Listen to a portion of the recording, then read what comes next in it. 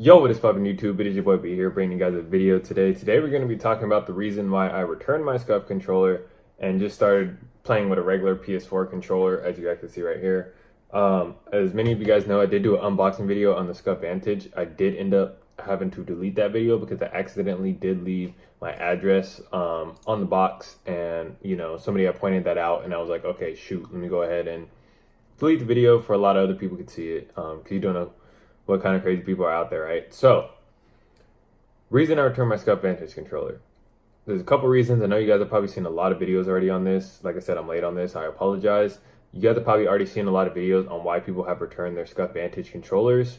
Me, personally, I returned mine because, for my reasons, it felt really cheap. I do have an Xbox One Elite controller for my Xbox. Xbox One Elite controller feels way better than the Scuf Vantage controller.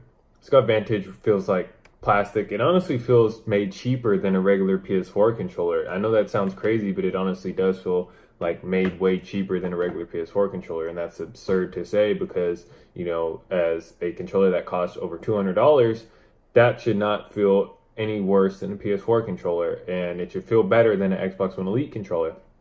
With the Xbox One Elite controller, it's made very tough, very durable. Everything's magnetic. That's why it has some weight to it. Scuf Vantage, I think I saw what they tried to do there. They tried to do magnets, but they tried to do a lot of plastic or whatever they used. So the controller felt really light. It felt lighter than a PS4 controller. So the Scuf Vantage didn't really feel like a quality made controller. It felt really cheap.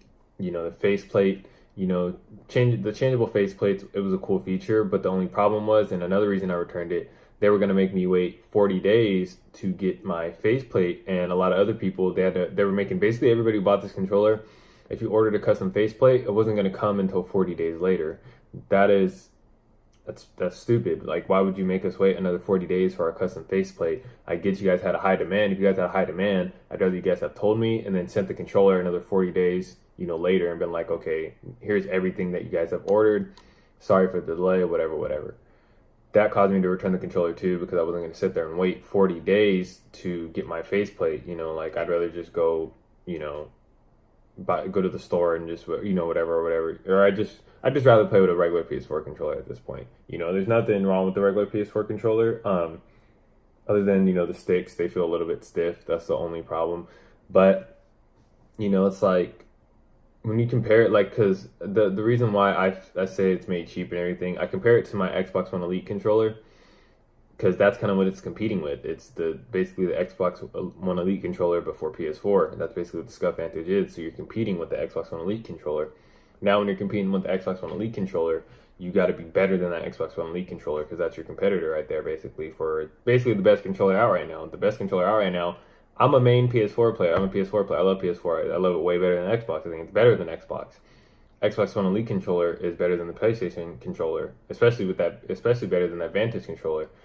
That's another reason why I returned the controller. Another reason why I did return the controller, my hair triggers weren't working. There was something wrong with the hair triggers, like they wouldn't stick. I don't know if it's just because I put too much pressure on them, but those hair triggers sucked. I don't know if I had to use the key fob to get them to stick. I didn't really know how to use the key fob or whatever it was to, it was too complicated, and there's too much, it's not simple like it should be, like the Xbox One Elite controller. You just flip a switch and then you have your hair triggers on. Matter of fact, I'll just show you actually.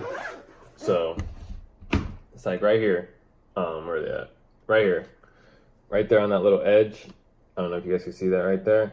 It's just like a flip, and then you get your hair trigger. See, so that's all the way down. Boom. See, it's like, it's way easy.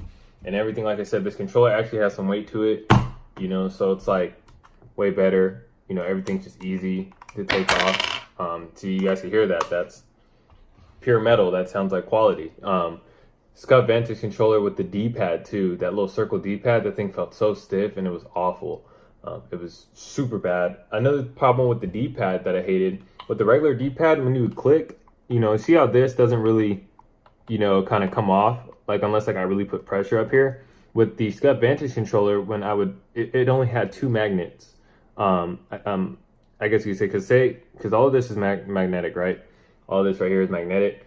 And all four of these, I guess I don't know what to call these, just these little, you know, corners or whatever, I guess.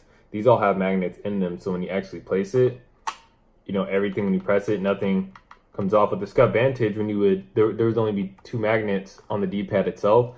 So when you would use the D-pad, it would go like up like this, and it would almost like come off. And it's like, why are you making a controller like that? It's like, it almost seems to me like this controller was very rushed and it didn't really take a lot of planning or time. Scuf does have a semi-bad, you know, reputation when it comes to their controllers, their customer service, and all that other stuff. Personally, me, I wanted to give them a chance because I've never had a Scuf controller.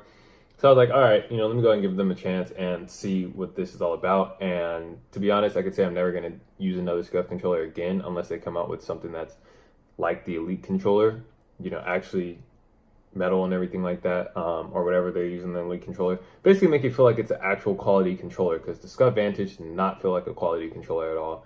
It felt cheap. It felt rushed. It, you know, there was already a delay before.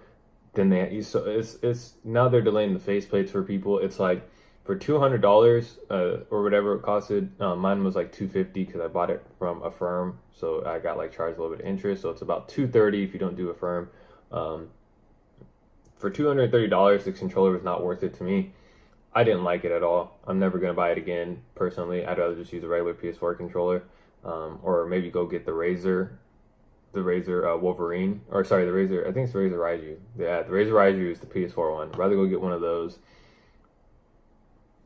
I'm not going to tell you don't buy the Scuf Vantage controller if you want to try it out. I'd say maybe go get the Impact, I believe it is. That's the one before the Vantage that still looks like a PS4 controller, but it's a little bit bigger.